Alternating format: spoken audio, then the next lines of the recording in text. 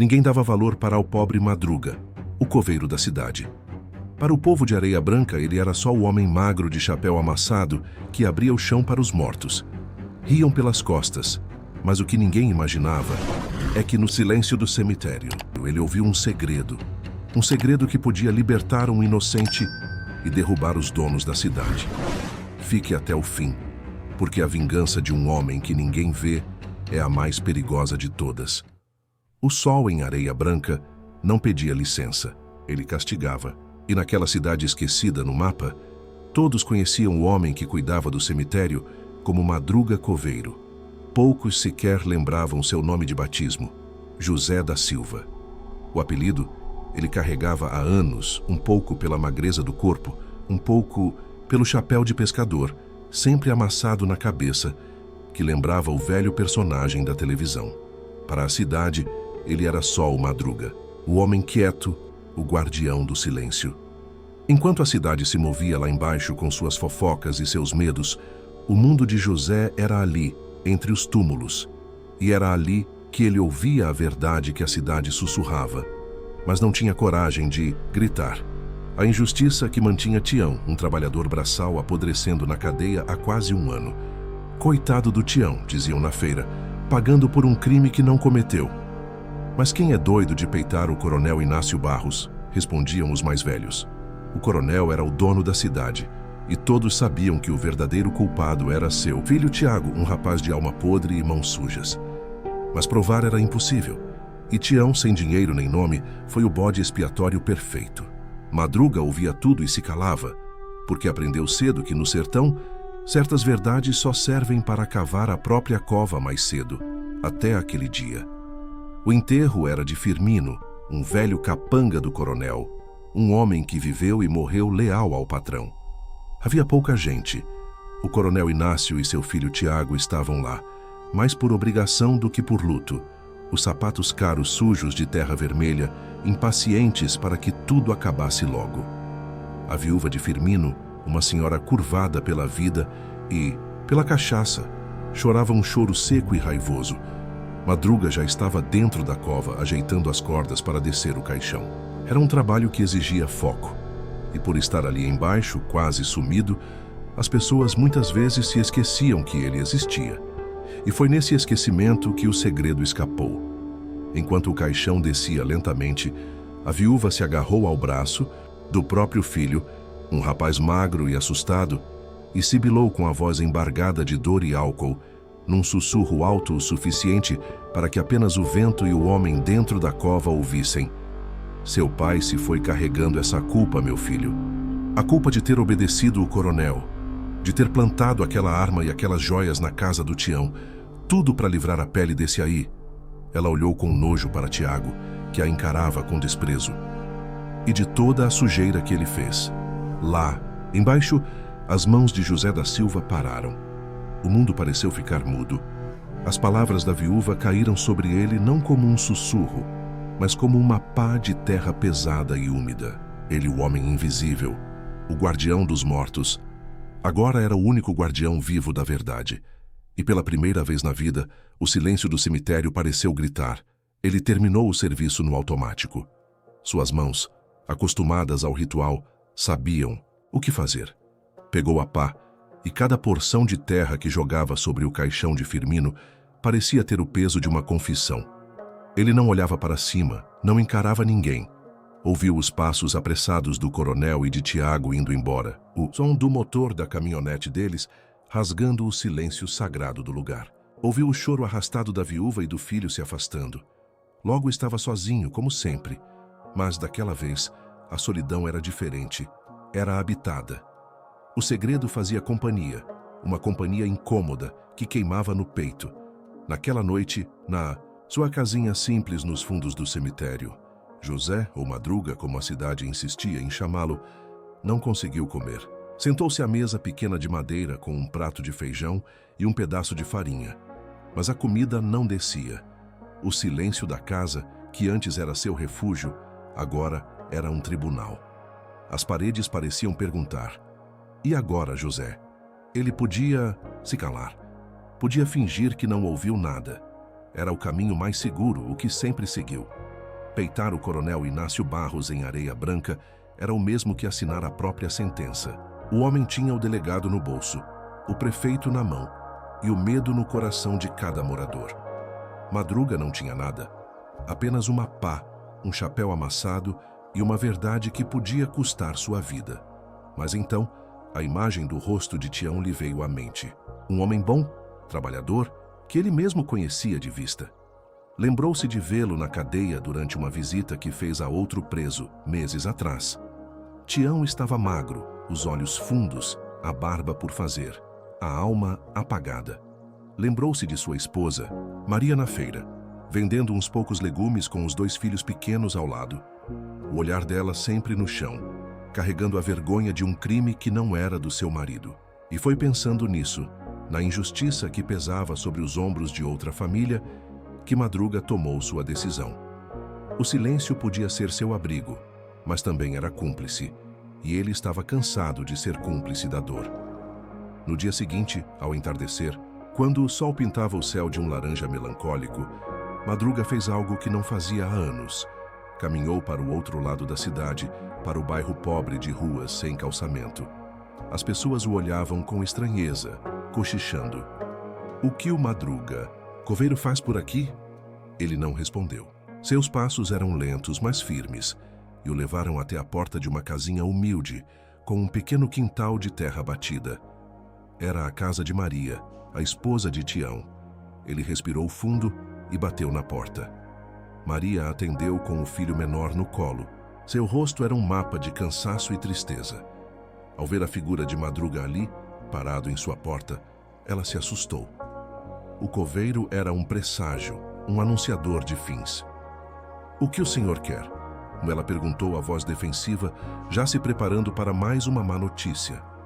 Madruga tirou o chapéu, amassando-o entre as mãos. A voz dele saiu baixa, enferrujada pelo desuso. "Dona Maria, me desculpe o jeito, mas eu preciso falar com a senhora sobre o seu marido." Ele fez uma pausa, buscando as palavras certas. "Eu sei que ele é inocente, e eu acho que sei como provar." Os olhos de Maria se estreitaram. A esperança era uma visitante tão rara que ela já não sabia mais como recebê-la. Por um instante, a desconfiança endureceu seu rosto. Ela viu na sua frente não um anjo, mas o Madruga, o homem que a cidade associava ao fim, ao silêncio eterno. "O que o senhor quer de mim?" ela perguntou a voz áspera. "Brincar com a minha dor? Todo mundo nessa cidade sabe que o Tião é inocente, mas saber não abre porta de cadeia. Saber não põe comida na mesa dos meus filhos." Ela fez menção de fechar a porta, como se quisesse se proteger daquela promessa impossível que ele trazia no olhar. Madruga não se moveu. Apenas segurou o chapéu com mais força, os nós dos dedos brancos. Ele não levantou a voz, não tentou convencê-la com discursos. Ele apenas entregou a ela a única coisa que tinha, a verdade crua. "Eu estava dentro da cova", ele disse, e a simplicidade da frase fez Maria parar. "Eu ouvi a viúva do Firmino. Ela falou para o filho dela, com raiva, com dor." Ele fez uma pausa e repetiu as palavras que estavam queimando em sua memória. Seu pai se foi carregando essa culpa. A culpa de ter obedecido o coronel, de ter plantado aquela arma na casa do Tião. Tudo para livrar a pele do Tiago. Cada palavra pairou no ar quente da noite. Maria o encarou, os olhos buscando qualquer sinal de mentira. Mas não havia. Havia apenas a convicção serena de um homem que não tinha absolutamente nada a ganhar com aquilo. O muro de desespero que ela construiu ao redor de si começou a rachar. Uma lágrima solitária, a primeira de esperança em quase um ano, desceu por seu rosto cansado. Ela abriu a porta por completo.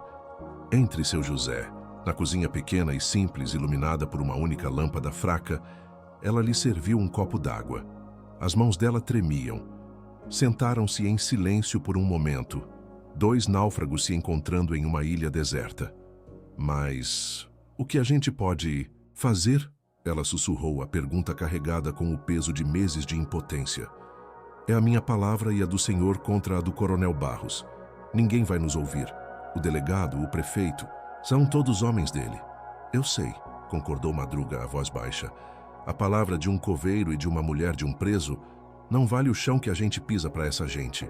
Por isso não podemos ir com palavras, precisamos de uma prova. Prova? Que é a prova? Um homem que morre com uma culpa dessas no peito. Às vezes ele não aguenta levar o segredo junto. Madruga refletiu, mais para si mesmo do que para ela. Às vezes, ele deixa um rastro, uma carta, um bilhete, um desabafo guardado numa caixa velha. Firmino serviu ao coronel a vida inteira, mas no fim, a única conta que a gente presta é com a própria alma. A ideia era um fio de luz na escuridão. Se Firmino, o capanga, tivesse deixado algo, qualquer coisa, seria a arma deles. A única pessoa que poderia saber disso era a viúva, a mesma mulher que, tomada pela dor, havia revelado o segredo. Mas como chegar até ela? Ela estava apavorada, certamente vigiada pela família Barros e afogada em sua própria amargura. Ela nunca vai falar com a gente, disse Maria desanimada. Ela tem mais medo do coronel do que de Deus. Com a gente, talvez não, disse Madruga, e um plano começou a se formar em sua mente quieta. Mas talvez ela fale com o homem que enterrou o marido dela. Ele se levantou, o corpo magro se endireitando com uma nova determinação. Eu vou visitá-la, não para acusar. Vou levar umas flores, dizer que vim rezar pela alma do Firmino. Vou falar de paz, de como um segredo pesado não deixa o morto descansar. Vou falar a língua que eu conheço, a língua do silêncio e do fim da vida. Talvez o coração dela se abra. A ousadia do plano assustou Maria, mas também acendeu a chama que ela pensava estar apagada para sempre. Ela olhou para aquele homem, o Madruga Coveiro, que a cidade inteira via como uma figura sombria e esquecida, e enxergou nele um herói improvável. O herói que o sertão lhe deu. Tome cuidado, seu José, ela pediu, a voz agora firme. A vida inteira eu tive cuidado, ele respondeu já na porta.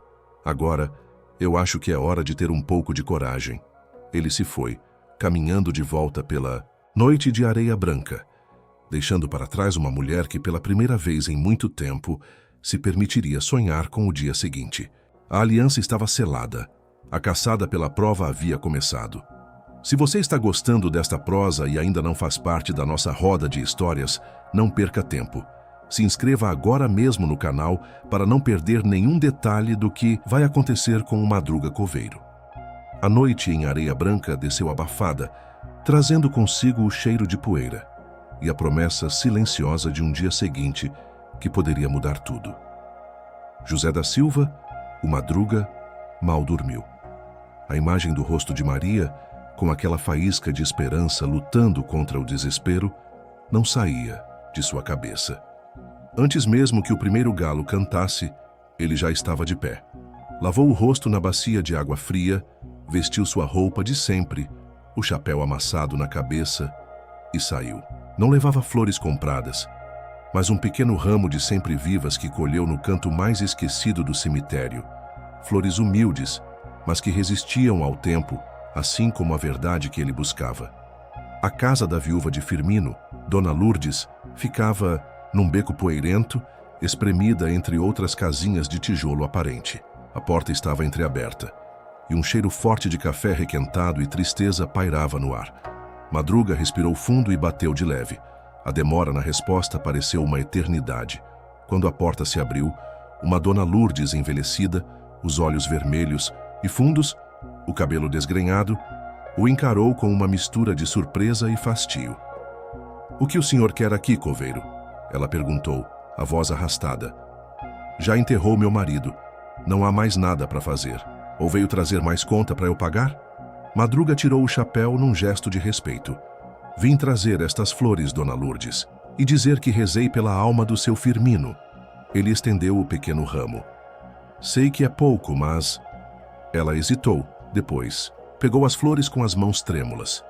"Rezar não adianta de nada agora," ela resmungou, mas deu um passo para o lado, um convite mudo para que ele entrasse. A casa era escura, os móveis velhos e cobertos por panos. O cheiro de guardado se misturava ao de solidão.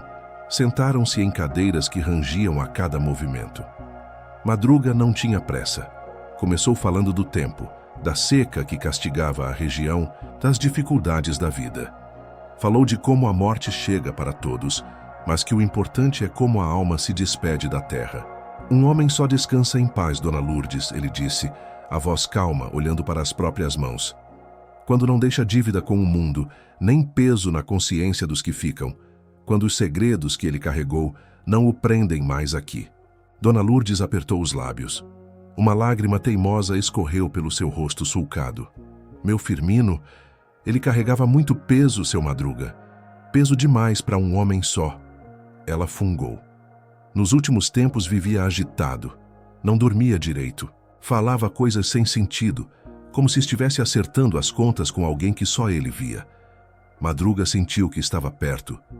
E ele não deixou nada, Dona Lourdes. Um caderno, uma carta. Às vezes, botar a angústia no papel alivia a alma. Ela olhou para ele, os olhos estreitos, desconfiada. Depois pareceu cansada, como se lutar contra aquela verdade fosse mais um fardo. Ele passava as noites escrevendo, num caderno velho de capa preta. Dizia que era o único jeito de botar para fora o que o atormentava, já que não tinha coragem de confessar na igreja.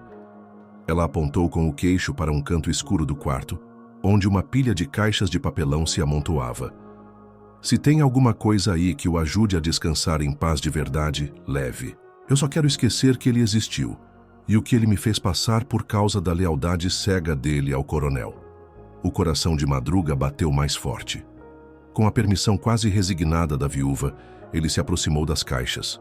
O cheiro de mofo e poeira era forte.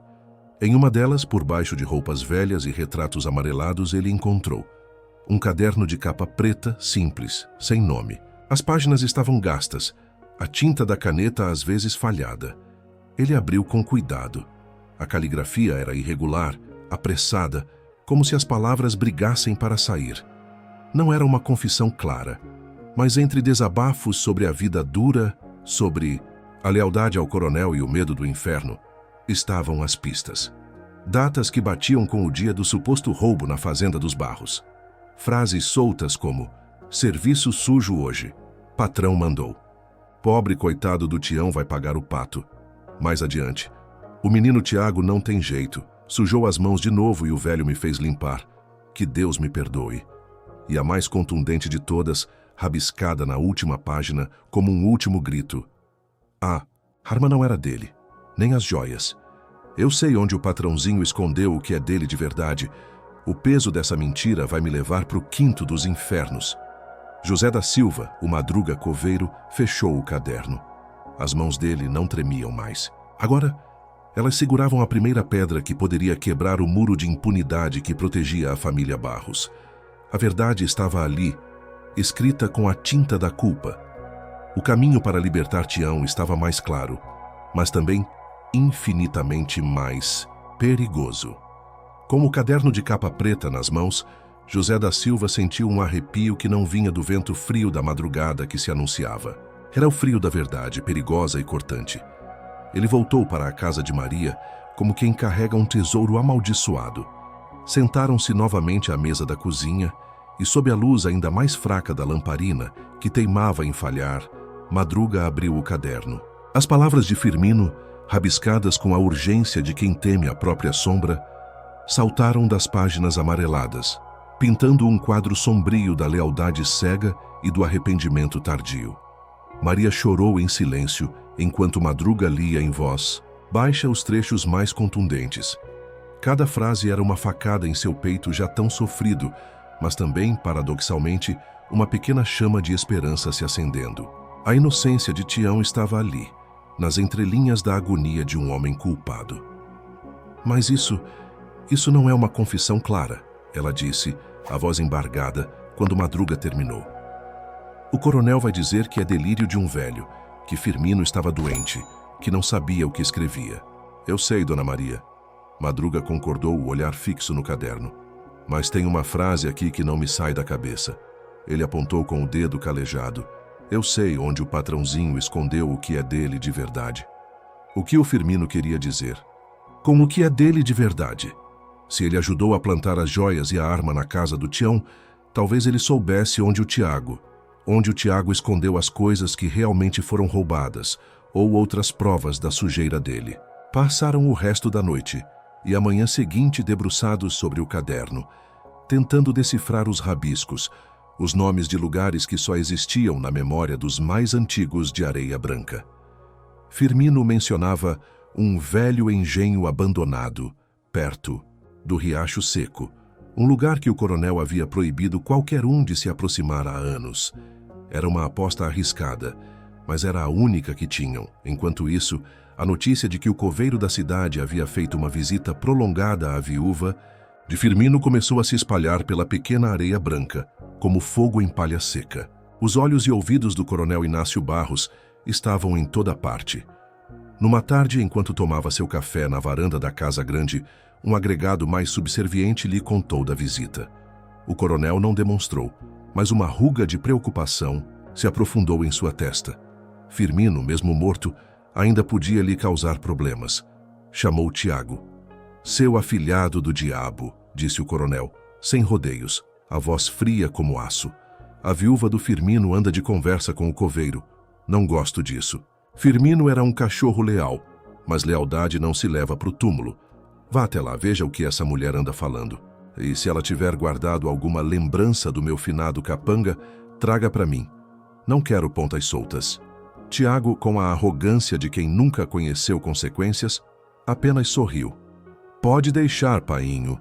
Vou dar um susto na velha e no urubu do cemitério. Vão aprender a não mexer com os Barros. Alheios a essa ameaça iminente, Madruga e Maria decidiram que precisavam ir até o tal engenho abandonado. Era perigoso. Ficava nas terras dos Barros, mas a esperança, por menor que fosse, os movia. Sob o manto escuro de uma noite sem lua, com o coração aos pulos, os dois se embrenharam pelo mato.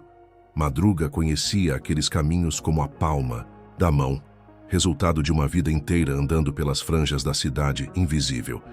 Maria o seguia, tropeçando às vezes, mas com uma determinação renovada. A liberdade de Tião valia qualquer risco.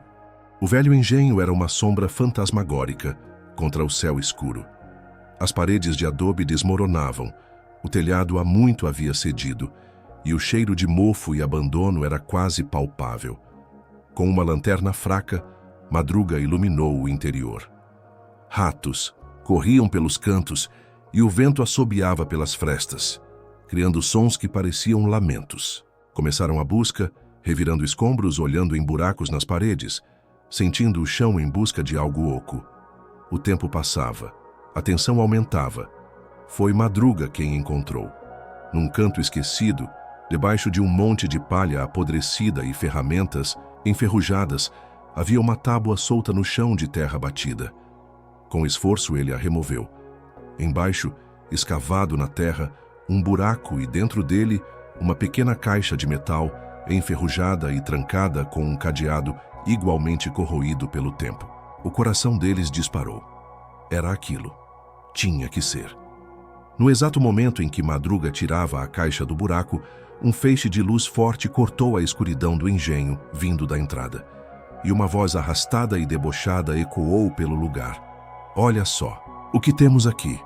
O coveiro e a viuvinha, brincando de caça ao tesouro nas terras do meu pai. Tiago Barros estava parado na entrada, bloqueando a única saída. E ao lado dele, dois capangas grandes como armários, os rostos sombrios iluminados pela lanterna potente que um deles segurava. O sorriso de Tiago era puro veneno. Acharam alguma coisa interessante para mim, seus urubus? O coração de José da Silva, o Madruga, deu um solavanco doloroso, mas seu rosto permaneceu uma máscara de serenidade cansada. Maria, ao seu lado, soltou um gemido baixo, quase inaudível, e instintivamente puxou o corpo mais para perto do coveiro, como um bicho do mato buscando abrigo na sombra de uma árvore velha.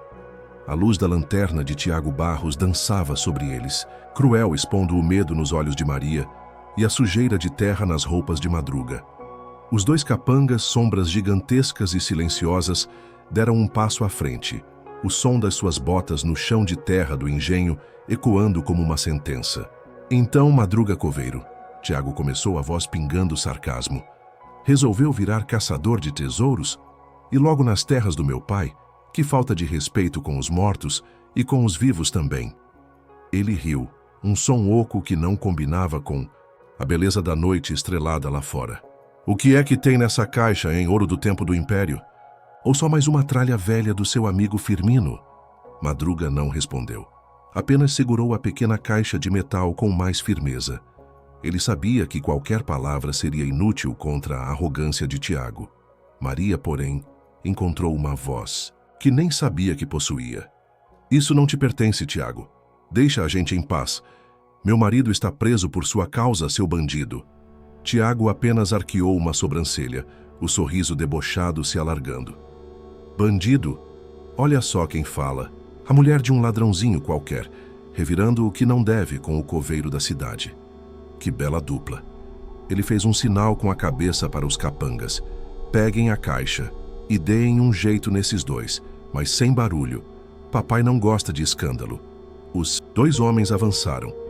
Madruga, com a agilidade que ninguém esperaria de seus 60 e poucos anos, empurrou Maria para trás, usando o próprio corpo como escudo, enquanto segurava a caixa com uma das mãos. Corre, Maria, leva o caderno!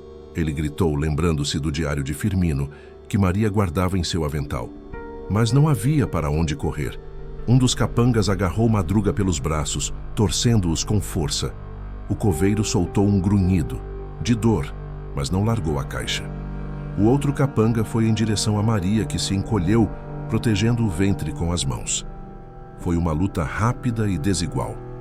Madruga, apesar da resistência teimosa, foi dominado. A caixa de metal caiu no chão com um baque surdo. O capanga que o segurava o jogou de lado como um saco de estopa. Ele bateu com as costas na parede de adobe, o ar lhe faltando nos pulmões. Tiago se aproximou, pegou a caixa do chão, limpando a poeira com a manga da camisa cara. Vamos ver. O que o finado Firmino andou escondendo do patrãozinho aqui? Ele disse mais para si mesmo. Com um canivete que tirou do bolso, forçou o cadeado enferrujado que cedeu com um estalo. Abriu a caixa. Dentro não havia ouro nem joias. Havia apenas alguns papéis amarelados, um pequeno crucifixo de madeira e uma fotografia. Uma foto, antiga, desbotada, de um Tiago muito mais jovem sorrindo ao lado de Firmino. Ambos segurando armas de caça e, no fundo, um animal abatido que parecia ser de uma reserva protegida. Tiago olhou a foto, depois os papéis e seu sorriso desapareceu. Por um instante, uma sombra de preocupação cruzou seu rosto, mas logo foi substituída pela arrogância habitual. Ele guardou tudo no bolso. Lixo velho, disse disfarçando. O que vocês fizeram? Madruga ofegou tentando se levantar, a dor nas costas o paralisando. Tiago caminhou até ele, o rosto a centímetros do coveiro. O que nós fizemos? Nós estávamos protegendo o que é nosso. E você, seu velho urubu, estava xeretando onde não devia. Ele fez um sinal para os capangas. Levantem ele. Os homens ergueram Madruga com brutalidade. Tiago o encarou nos olhos, a voz agora baixa, ameaçadora. Escuta bem, coveiro. Isso aqui é o último aviso. Se eu souber que você ou essa aí, ele apontou para Maria, que chorava encolhida num canto, abriram a boca para falar um A sobre minha família ou sobre o Tião. Eu juro que o próximo enterro que você vai cavar vai ser o seu. E o da Vilvinha também, fui claro? Madruga apenas o encarou, o silêncio sendo sua única resposta. Tiago sorriu, satisfeito. Ótimo. Agora sumam daqui. E se eu pegar vocês perto das minhas terras? De novo. Ele deixou a ameaça pairar no ar. Com um último olhar de desprezo, Tiago e seus homens se foram, levando a caixa e deixando para trás a escuridão, a dor e o gosto amargo da derrota. Madruga, com o corpo moído, ajudou Maria a se levantar. Estavam sujos, machucados, e a prova que buscaram com tanto afinco havia sido perdida. O caminho de volta para a pequena casa de Maria foi feito em um silêncio pesado. Cada passo, uma tortura. A esperança, que horas antes brilhava frágil, agora parecia quase extinta. Chegaram à casa de Maria quando os primeiros raios de sol começavam a pintar o céu de areia branca. Ela limpou os ferimentos de Madruga com água e um pouco de erva, que tinha guardado. Estavam exaustos, derrotados, a caixa se fora. E agora, seu José? Ela perguntou, a voz embargada, o desespero voltando a tomar conta. Acabou. Eles venceram. Madruga ficou em silêncio por um longo tempo, os olhos fixos no caderno de Firmino, que Maria havia conseguido proteger. Ele pegou o caderno, folheando, as páginas com seus dedos calejados.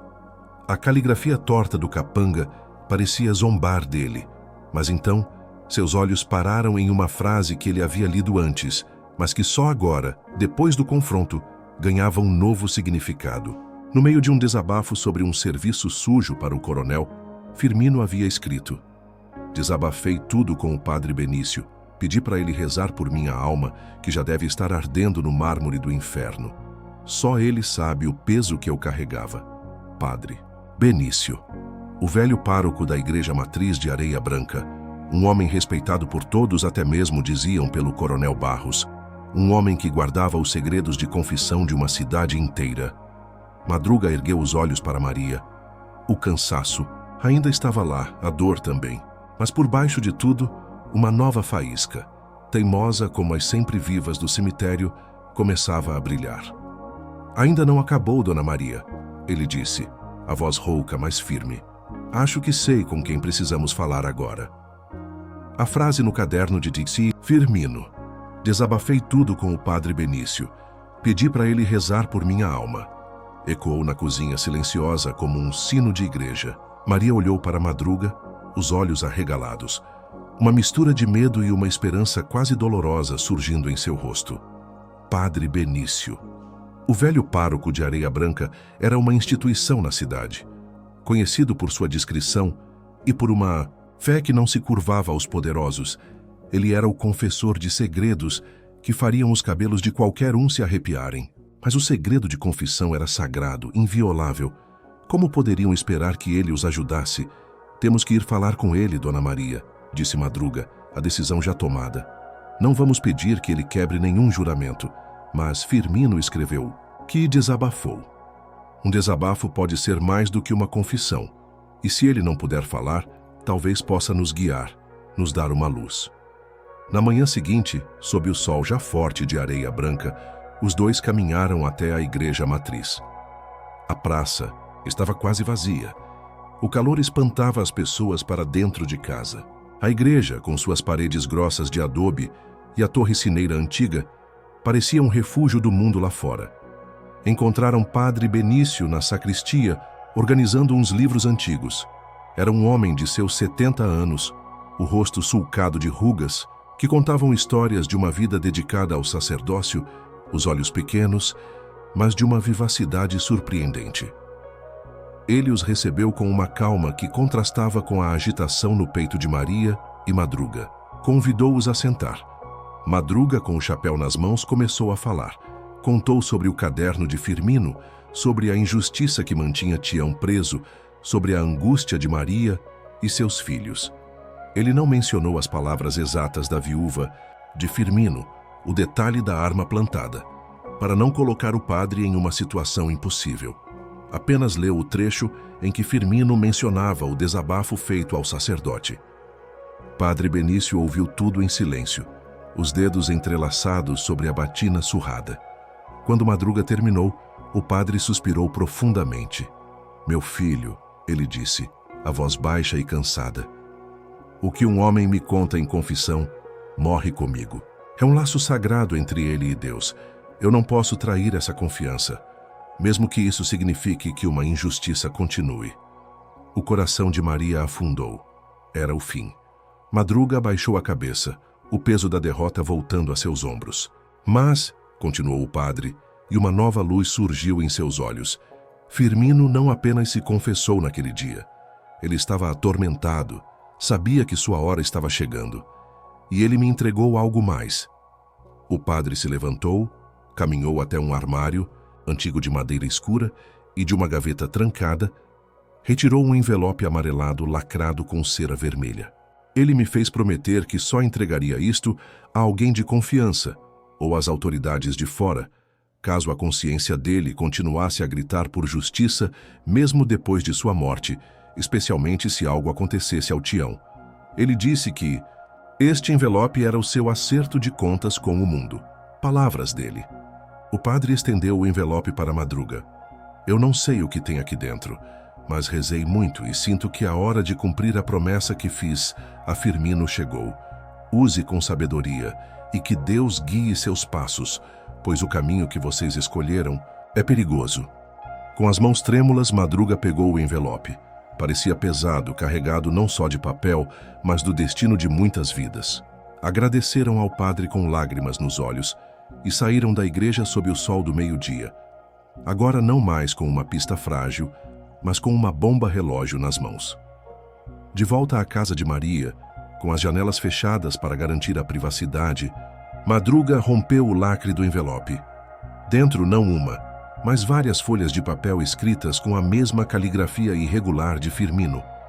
Era uma declaração detalhada, um testamento de culpa. Firmino narrava, com datas, nomes e locais, como foi coagido pelo coronel Inácio Barros a participar da armação contra Tião. Contava como Tiago, o filho do coronel, havia se envolvido em contrabando e roubo de gado na região, e como Tião, que trabalhava na fazenda e havia descoberto por acaso uma das falcatruas de Tiago, se tornou uma ameaça. Firmino detalhava como ele mesmo, sob ameaça, plantou as joias supostamente roubadas e uma arma velha na casa de Tião. E o mais importante, indicava o local exato onde Tiago Barros escondia os verdadeiros frutos de seus crimes. Um depósito, secreto num dos galpões mais afastados da fazenda principal. Um lugar que só ele, Firmino e o próprio Tiago conheciam. Aquilo era a dinamite, a prova irrefutável. Precisamos levar isso para alguém de fora, disse Maria, a voz vibrando com uma energia nova. Para um jornalista que não tenha medo, para um advogado de direitos humanos na capital. Madruga concordou. Passaram o resto do dia tirando cópias cuidadosas da declaração. Ao cair da noite, Maria, com a ajuda de uma prima que morava em Fortaleza, conseguiu o contato de um repórter investigativo conhecido por sua coragem em denunciar os poderosos do sertão. A cópia foi enviada por um serviço de ônibus, com um bilhete anônimo pedindo urgência e discrição. Os dias que se seguiram foram de uma calmaria tensa. A rádio peão de Areia Branca, no entanto, não parava. Alguém viu Madruga e Maria. Saindo da igreja com um envelope, alguém ouviu o padre falando em justiça divina. Os boatos chegaram aos ouvidos do coronel Inácio e de Tiago como um trovão distante, anunciando tempestade. A tranquilidade deles começou a se esvair. Tiago especialmente ficou agitado.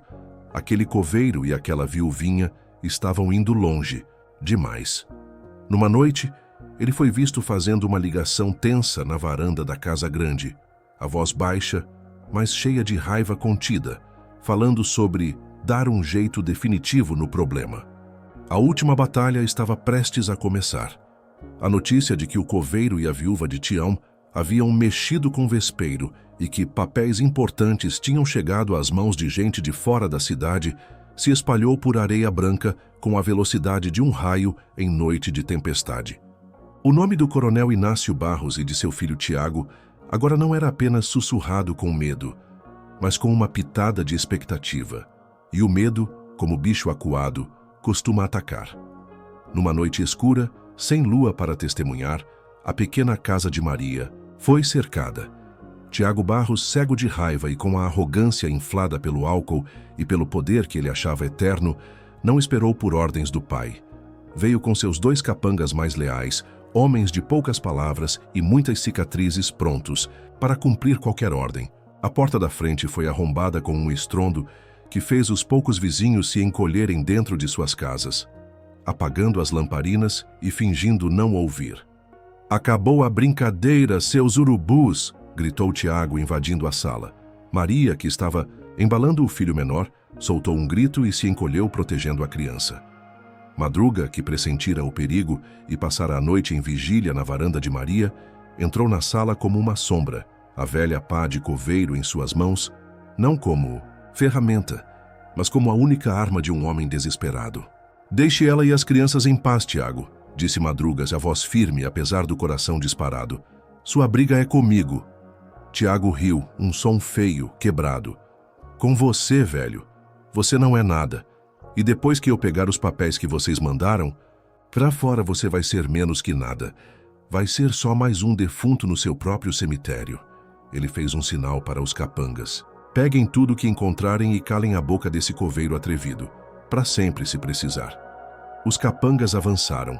Madruga, com uma coragem que vinha de um lugar muito fundo, onde o medo já não tinha mais força, girou a pá, tentando manter a distância. Mas eram 2 contra 1 e a idade pesava. Um dos homens o agarrou por trás. O outro lhe desferiu um soco no estômago que o fez dobrar. A pá caiu com um barulho metálico. Maria gritava, agarrada aos filhos, enquanto Tiago revirava. A casa rasgando colchões, quebrando potes de barro, procurando as cópias da confissão de Firmino. Onde estão os papéis, sua vagabunda? Ele urrava para Maria. Foi então, no auge do desespero, quando um dos capangas erguia um pedaço de madeira para acertar Madruga caído, que o som de sirenes cortou a noite. Luzes azuis e vermelhas piscaram lá fora, iluminando a poeira levantada. Pela violência. Carros da polícia estadual, não os de Areia Branca, cercaram a pequena casa, e com eles desceu um homem de terno, gravador em punho, acompanhado por policiais fortemente armados. Era o jornalista de Fortaleza. Tiago Barros e seus capangas ficaram paralisados, pegos em flagrante. A arrogância sumiu de seus rostos, dando lugar ao pânico. Larguem as armas, polícia estadual, mãos na cabeça, todos vocês. A ordem soou clara e implacável. Em poucos minutos, Tiago e seus homens estavam algemados, seus rostos antes tão temidos agora estampados com a surpresa e a humilhação da derrota. O jornalista não perdia um segundo, sua câmera registrando tudo. Foi nesse momento que a caminhonete do coronel Inácio Barros chegou cantando pneus. Ele desceu furioso, pronto para intimidar, para usar seu poder. Mas parou estático ao ver o filho algemado e os policiais de fora, que não respondiam a ele. O mundo do coronel, construído sobre o medo e a impunidade, estava desabando diante de seus olhos. Seu rosto, antes um símbolo de poder em Areia Branca, era agora a imagem da derrota, capturada para sempre pelas lentes da imprensa. Os dias seguintes foram uma avalanche. Com a confissão de Firmino, as provas coletadas pelo jornalista e a prisão, em flagrante de Tiago, a justiça, que parecia um sonho distante, começou a se mover. Tião foi solto. O reencontro com Maria e os filhos, na porta da cadeia, foi uma cena que fez chorar até os guardas mais duros. Era o choro da liberdade, da justiça tardia, da esperança renascida das cinzas. Madruga assistiu de longe, encostado no muro do cemitério, o chapéu cobrindo os olhos marejados. Seu trabalho silencioso estava completo. O coronel Inácio Barros perdeu seu poder da noite para o dia. As investigações revelaram uma teia de corrupção, suborno e crimes que iam muito além da falsa acusação contra Tião. Tiago foi condenado, e a família Barros, antes intocável, virou sinônimo de vergonha em Areia Branca. José da Silva, o Madruga coveiro, voltou para sua rotina no cemitério. Mas algo havia mudado. As pessoas não o viam mais como o homem esquisito que falava com os mortos. Elas o viam como o homem que teve a coragem de enfrentar os vivos mais perigosos. Traziam-lhe café, um pedaço de bolo, uma palavra de agradecimento.